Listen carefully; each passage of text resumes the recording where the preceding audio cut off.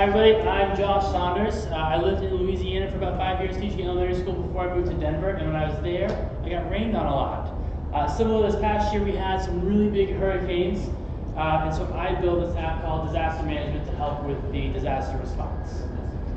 So it was hurricane season, tens of thousands of people were stranded, and first responders were overwhelmed, and people ended up doing this. They would send out a random tweet to everybody, letting them know their address, that they're stuck and water is rising, and something like the news would forward it to the police station, and then somebody would comment on Facebook, and someone would read that comment on Facebook, and then let us know that they were safe. And I just genuinely think that is a pretty bad way of figuring this problem out.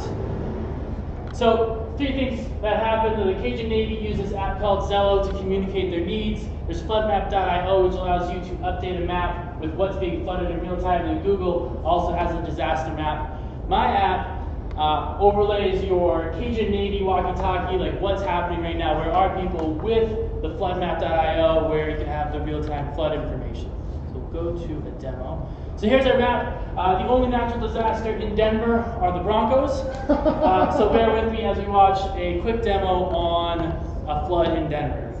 You see the blue dots are places where people have submitted where there's flooding. The green trees where there's a downed tree, either submerged or on a street.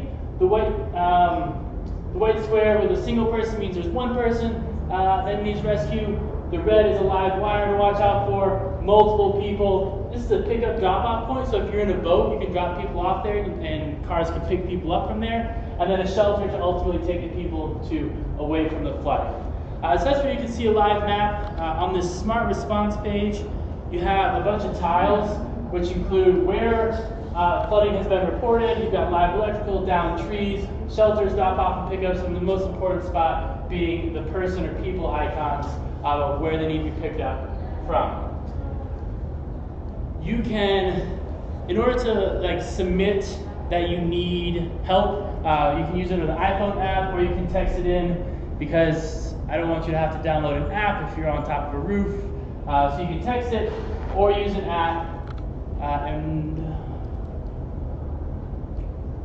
Some challenges with this is coordinating data between multiple inputs. So you've got app inputs, you've got texting inputs. You also have managing the disaster response from that smart panel. Dynamically updating Google Maps, React Native.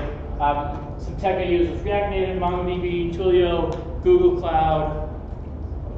And I'm Josh Saunders. You can find my portfolio at joshsaunders.xyz.